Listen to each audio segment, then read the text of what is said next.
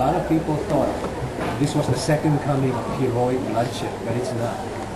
You know, I'm not from that generation, and John does it the best. Those directors have done it. I think a film director's career or life is inspired by what he knows, and perhaps it's a accumulation of things that I do like.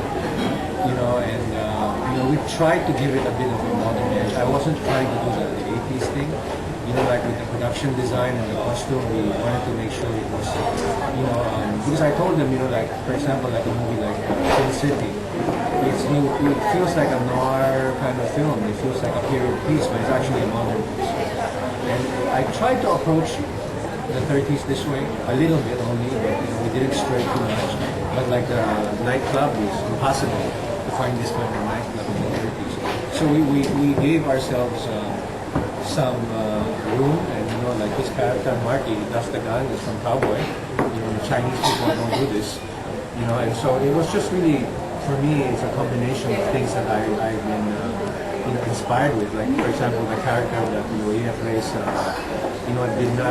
the inspiration did not come from a Chinese character. Like, he was inspired by Al Pacino in Scarface, and so we kind of drew from everywhere, but tried to make it our own. But I think, our age of people, we grew up watching 80s Hong Kong movies. Yeah. So that has a very big influence on, I think, anybody our age who grew up in Hong Kong or who grew up watching Hong Kong movies. So I think it's subconscious.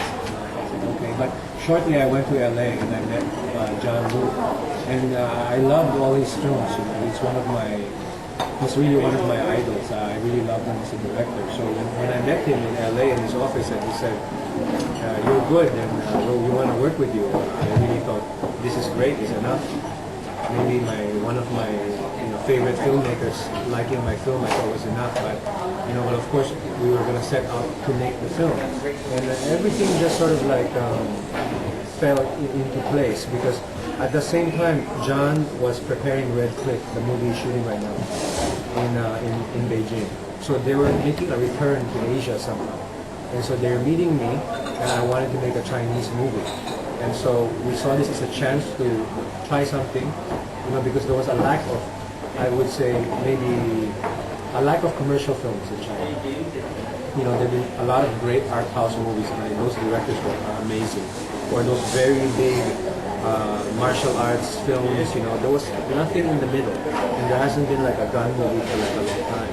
And then plus, John and I and parents wanted to find the next generation of the superstars who are sitting right here.